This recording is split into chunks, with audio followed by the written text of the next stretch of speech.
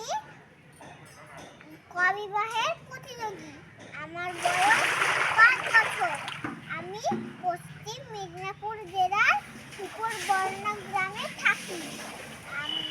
আমি সুকুমার রায়ের লেখা গল্পওয়ালা কবিতাটি আপনাদের সামনে আবৃত্তি করে শোনাচ্ছি।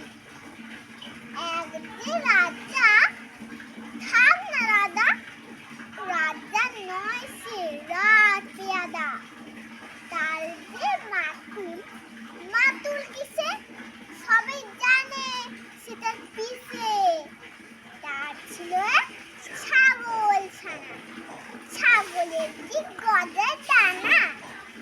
একদিন তার ছাতের পরে, ছাদ কোথাহে টিনের ঘরে, বাগানের এক উড়ে মালি, মালি নয় তো মেহের আলি।